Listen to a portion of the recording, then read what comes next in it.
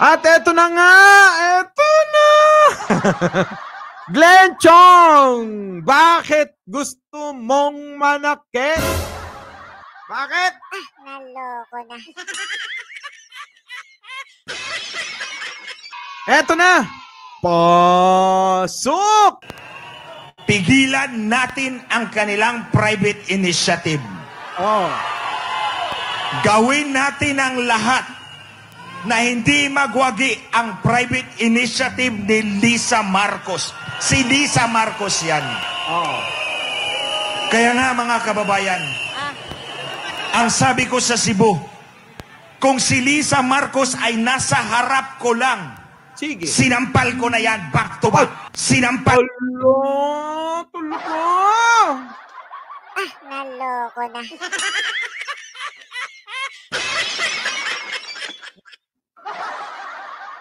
Naloko na. Naloko na.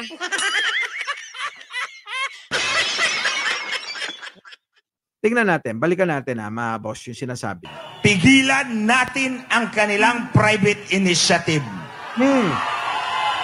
Gawin natin ang lahat na hindi magwagi ang private initiative ni Lisa.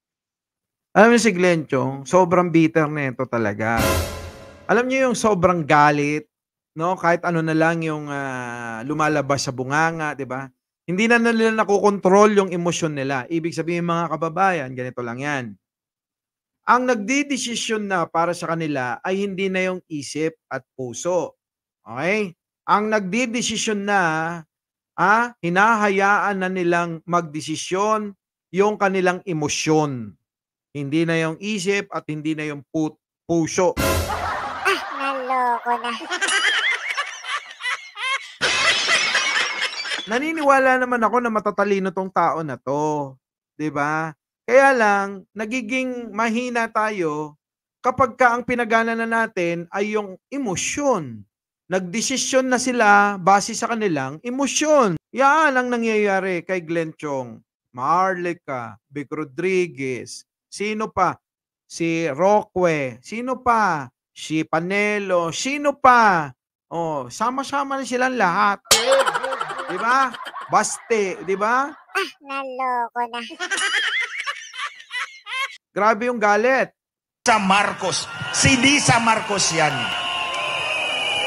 Kaya nga Bakit? mga Meron pa bang ibang Lisa? Sige, sampal nga. Ano sabi ni Glenn Chong? Pasok.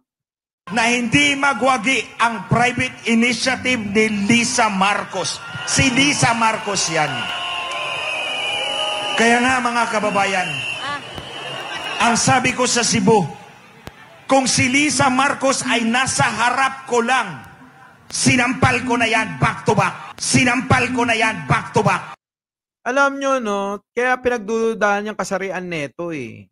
Oo. Dahil yan eh. Dahil yan sa mga ganyang mga ano nyo, di ba? Bakla yata talaga eh.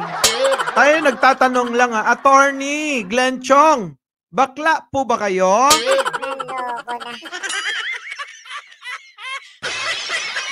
Kasi sabi ho ng lolo ko kapag ka daw ho nananampal ng babae, bakla! Naloko na. Bakla, bading, ganun. Sige, tuloy natin tong grabe magsalita na to. Sinampal ko na yan back to back. Lisa, this is utter defiance. Kung nasa harap lang kita, Lisa Marcos, sinampal na kita back to back. Wala kang hiya. Wala ka daw hiya, Glenn Chong, oh. Sabi ng kasama mo. Ito na, mag-ano na, mga boss. Ayan na, ipeplex niya na yung sarili niya. Nung pinatay po ng nakaupong gobernador, congressman, mayor, ang kanilang wala pong lumaban para sa kanya, si Glenn Chong lang. Kaya po, wait, tapusin muna natin yung storya.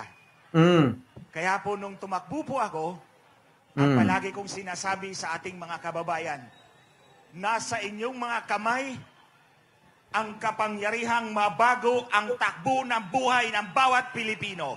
Eto si Glenn Chong, ipe-flex niya yung ano, yung ginawa niya, 'di ba? Mama Mi TV, Mr. Somebody. Oh, bakit? Parang umuugong. So eto na nga, 'di ba? Ngayon, ang nangyari mga kababayan, parang gusto niyang ano gusto niyang gayahin kung paano yung pagkapanalo niya ng isang beses sa biliran. Isang beses lang naman nanalo yan tapos hindi na nakabalik. Tapos siyempre ugali ng mga talunan, 'di ba?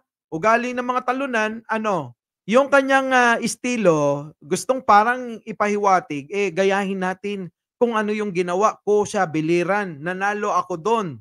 So kaya din nating ipanalo, yung ating laban para mapababa sa puwesto, sino? Si Pangulong Bongbong Marcos. Gano'n ang gusto niyang gawin. Oh, 'di ba? Tiyosera, eh. Oh, sige tuloy natin, pakinggan niyo na lang mga kababayan, Ang ibig sabihin, mga kababayan, may kapasidad ang taong bayan pumili ng tamang leader. Yun. 'Di ba? Yun yung, sasabihin niya, oh, 'di tuloy natin dito na tayo sa dulo kasi gusto kong marinig yung nasa dulo. O game. Ito ang opening line niya. Pwede bang pumunta ka sa headquarters kahit 2 beses lang isang araw? Ay isang linggo. Sabi ko, walang problema. Kahit araw-araw pa, pupunta ako ng headquarters.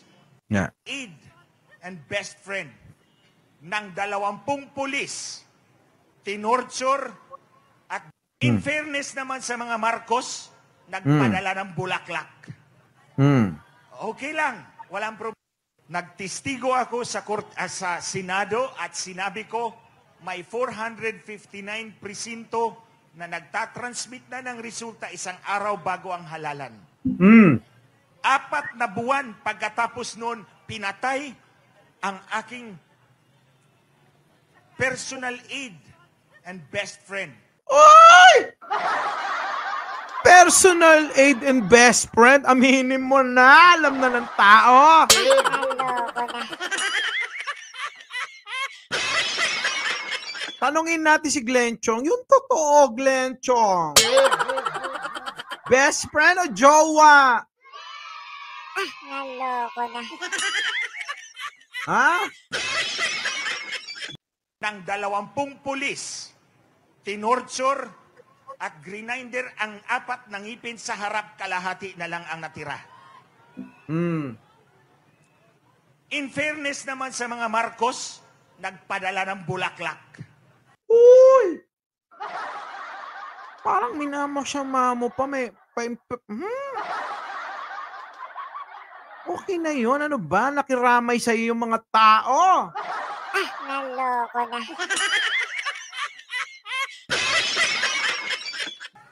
Okay lang, walang problema. Nung nag-file na si Bongbong Marcos ng kanyang Certificate of Candidacy, tinawag ako ni Lisa Marcos. Ito ang opening line niya. Pwede bang pumunta ka sa headquarters kahit 2 beses lang isang araw? Ay isang linggo. Sabi ko, walang problema. Kahit araw-araw pa, pupunta ako ng headquarters. Tas ito ang next na sabi niya, magkano ibabayad ko sa'yo? Wait. Sabi ko sa kanya, di ba magkatrabaho tayo ng 6 na taon, wala ka naman binayad sa akin kahit piso? Ba't ako magpapabayad ngayon? Tas ito ang sabi niya, di bali na, pag nanalo tayo, gagawin kitang komisyoner ng COMELEC. Natuwa ako doon kasi malilinis na natin ang ating election system. Yun naman pala, lumabas na ang totoo! Ang sabi niya, may pangako daw. Yun na nga daw, may pangako sa kanya. May pangako sa kanya! May pangako na hindi natupad, kaya ganyan. Sa kanya rin galing. Diba? Naloko na. So ngayon, mga kababayan, iyan na yung dahilan. Kaya siya nagkakaganyan. Ngayon, itatanong nyo pa ba kung bakit at ano ang dahilan ni Vic Rodriguez, ni Harimau, ni Panelo, di ba? Alam nyo na. Alam nyo na! Eto na. Alam nyo na, di ba? Pag lenchong, ganyan, sobrang sama ng loob kasi sumuporta, umasa, nabigo, nasaktan. Naloko na. Ang ending, nagwawala. Galit na galit, gustong manakit. Naloko na. Our beloved Boss Mike Cervera